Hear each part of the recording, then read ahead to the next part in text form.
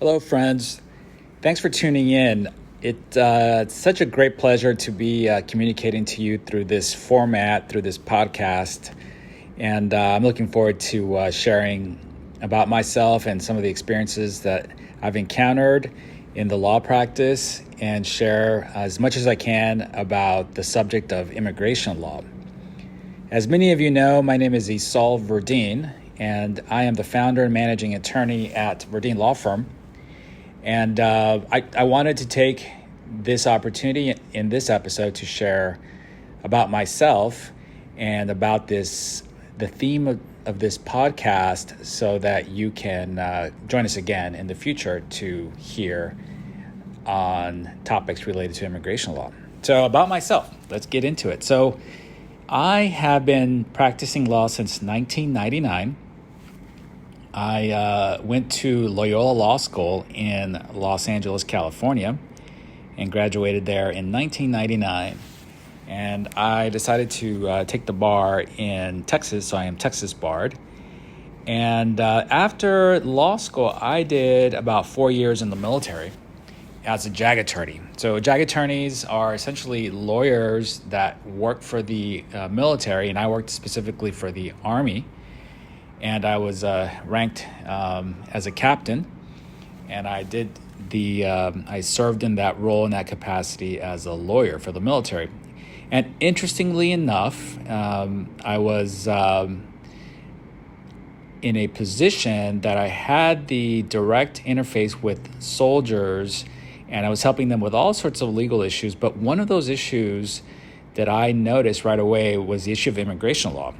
And believe it or not, soldiers have to deal with immigration law as well. So in my case, what I saw, I was seeing a lot of soldiers come back from overseas deployments with foreign spouses. So they were coming back after a deployment, let's say to Germany or Italy or Korea, all over the world, and they would meet their significant others and marry them, and they would come to my office and say, "Hey, Captain Verdin, how do I help my wife get legal status?" So this is the first time I really started dealing with immigration law. So I dug in there and figured it out, and I helped many spouses become residents through the process known as adjustment of status. So that was my first encounter or interface with immigration law. So I've been essentially doing it well over 20 years, 23 plus years now in this area. So got out of the Army and started my own practice in the area of immigration law. And I have found it fascinating. Lots of different issues have arisen over the years that have made this practice very, very dynamic. I've discovered that it's a issue, politically speaking, that is polarizing. So a lot of feelings about and emotions about immigration law from all sides of the political spectrum, and a lot of debate and controversy over this issue. And so it's been an exciting career to be involved directly with immigration law. So given my focus on immigration law, I decided to pursue a specialization with the Texas Board of Legal Specialization. And I am certified by the Texas Board of Legal Specialization in the area of immigration and nationality law.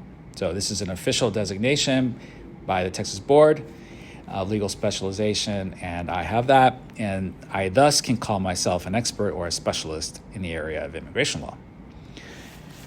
So I am based out of Dallas, Texas.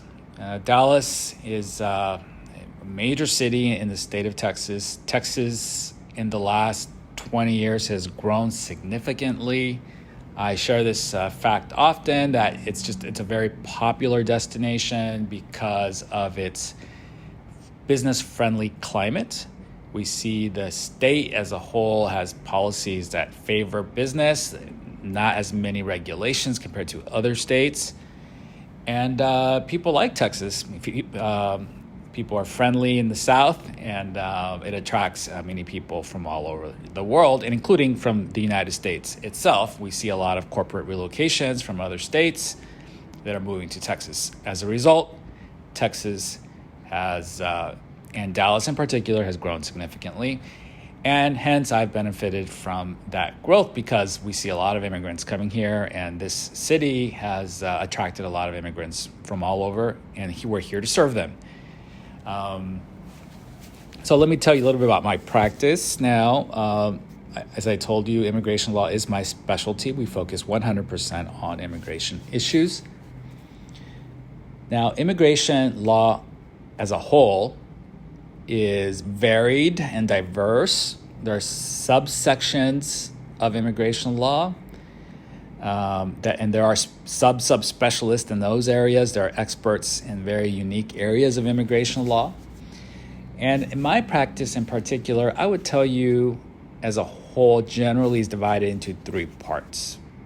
I would say one of the largest parts is probably the family-based immigration. Has been a very consistent and steady part of our practice, helping immigrants through family.